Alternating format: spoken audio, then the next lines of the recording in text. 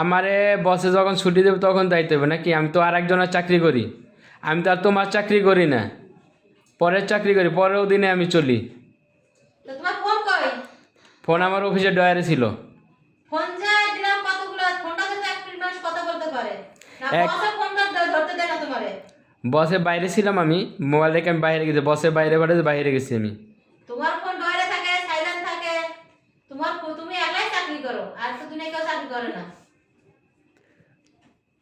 হ্যাঁ, আমি একাই চাকরি করি, পরের পকেটে টাকা নিজের বাড়ি আনতে অনেক কষ্ট।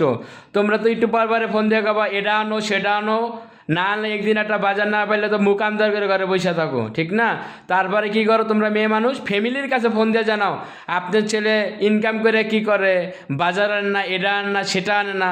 ফ্যামিলির কাছে অজুহাত যায় আমাদের, আমরা তো ছেলে মানুষ খারাপ, আমরা বাইরে যতই কষ্ট করি তোমাদের মুখে লাগবো না। তোমরা বাসায় একটু কাজ করো, এতে তোমরা অসহ্য হয়ে যাও, হরান্য হয়ে যাও।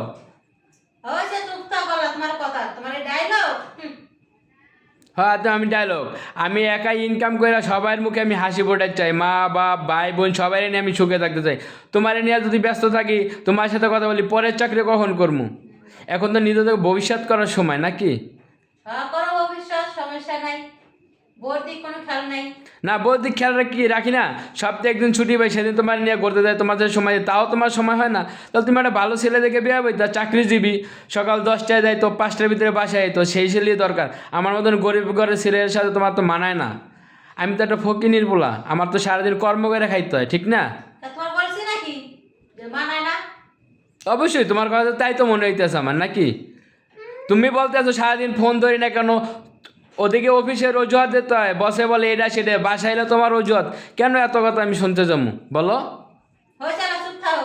আল্লাহ আপনি তো এসে বয়স করে। তুমি খাওয়া দাওয়া করছো? আমার কথা জিজ্ঞাসা লাগবে না আপনার। ঠিক আছে, ভালো, আমিও খাওয়া দাওয়া করো না, তুমি বিছনা রেডো, আমি ঘুমাই যাবো, আমার খাওয়া দাওয়া লাগবে না। আপনার বিছানায় রেডি আছে, যা ঘুমায় পড়েন। ঠিক আছে, আচ্ছা।